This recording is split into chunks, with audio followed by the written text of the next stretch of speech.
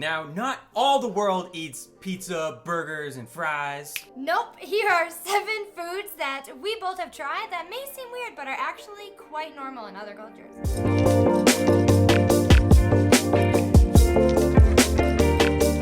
Welcome back to Inc. Nutrition, where we're all about mind, body, and food. My name is Jack O'Connor, aka Snacky Jackie, a dietitian on a mission helping you understand nutrition. Boom! My name is Hannah, and I am a preschool teacher dedicated to growing the minds of our youth.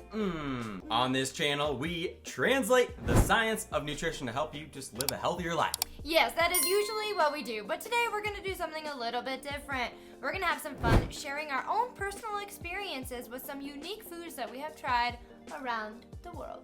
So when it comes to food in America, we're pretty content with having the same thing over and over, especially with our meat, right? We pretty much have the same 4 animals, cows, pigs, chicken, turkey.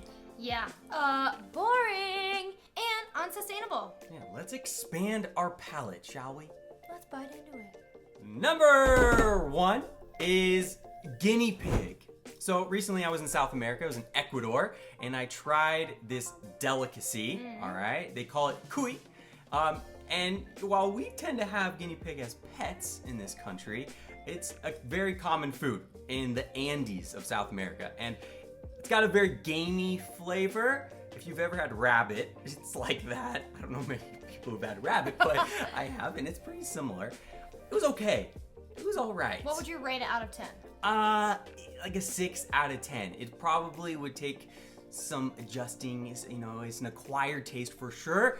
Not terrible. Number 2 is ants. So in Bangkok, Thailand, there is a restaurant dedicated to using insects as their main source of protein for all of their dishes. So I think I had a red sauce spaghetti with ant caviar. Delicious. I had to choose the smallest insect to start off with because that was a little bit of a big commitment, but my favorite item on the menu was nachos, which had your typical ingredients, but you got to choose your source of protein.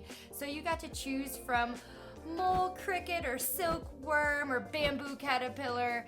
Some would say that insects are the future of animal protein. It's a little bit more of a sustainable way for all of humankind to get their sources of protein, and many continents and countries are already doing so. Don't be a chicken, pick the cricket.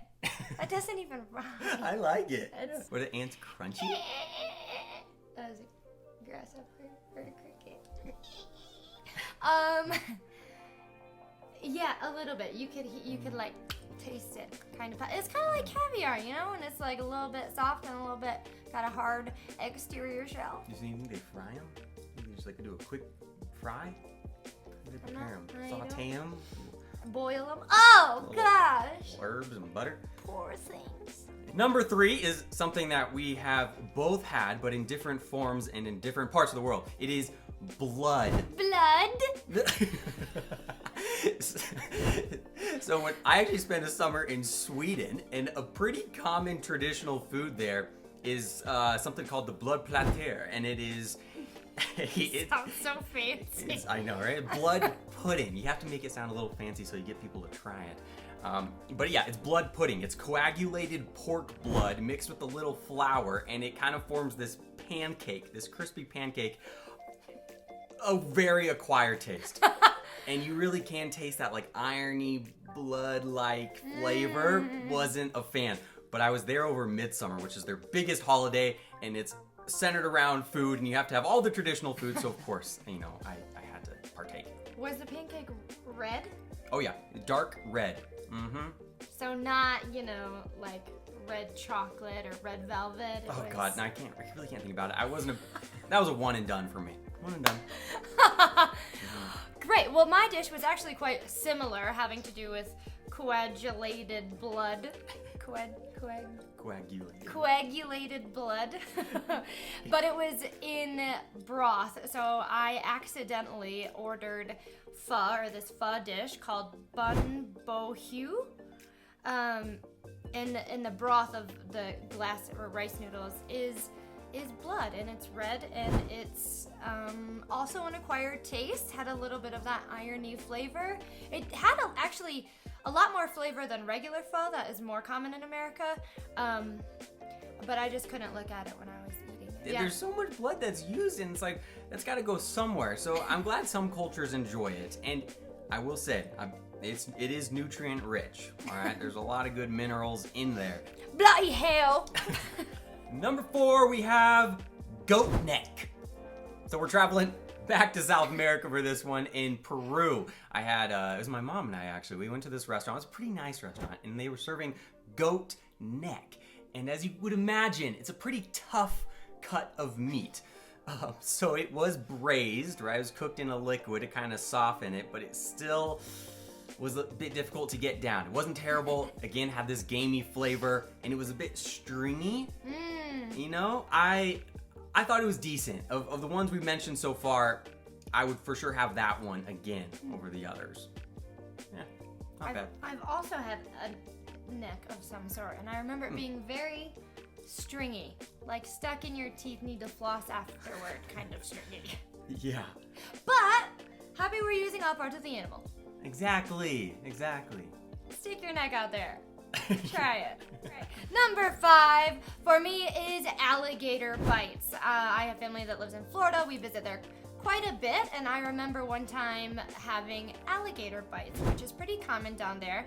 And I've learned that usually the part that they use for that is the tail of the alligator, which is the most mild part. It tastes pretty much like chicken. I think the rest of the animal is kind of fishy, but yeah, I thought it was great. You know, when you fry anything, it tastes all right. Yeah. So you dip it in a little bit of ranch and you're good to go. I was gonna ask, is there a sauce to it? A ranch, of course. Yeah, okay, gotcha. Number 6, we're going to Mexico.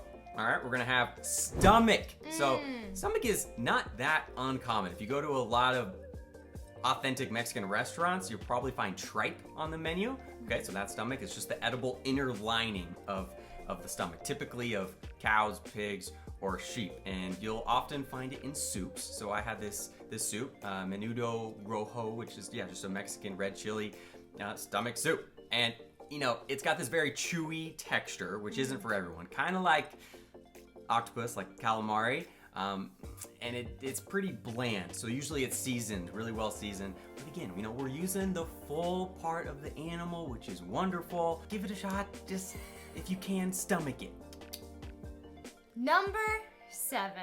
This one we experienced together after staying up for 36 hours at a red-eye flight from Denver to Reykjavik.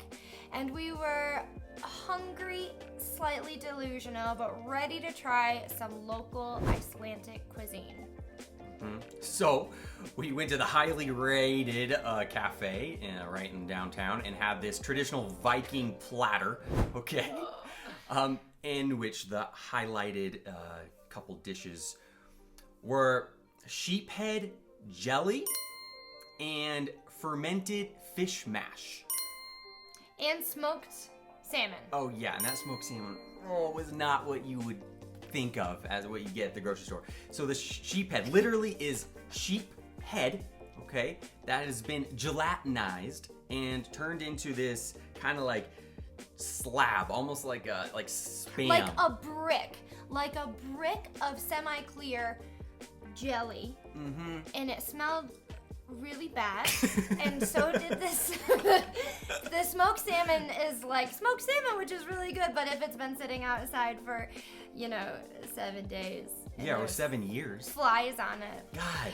And then the fermented fish mash was okay if you held your nose and didn't smell it and swallowed it whole. I can usually get down anything, honestly. I'm open to try anything, and it's everything's okay. This was one of the only times where I literally had a visceral gag reflex from food, and maybe it was partly because we were delusional and up for 36 hours, but we could only have one bite. Woo!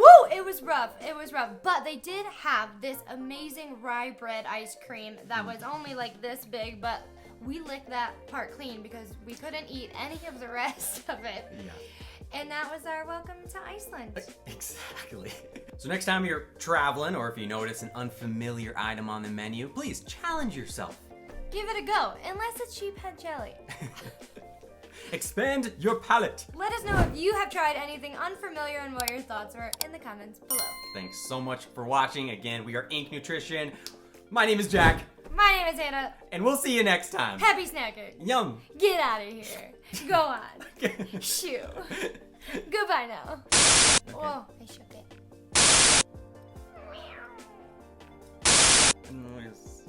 You took my line. No. So, don't be a chicken. Choose the cricket. Wait. Don't know.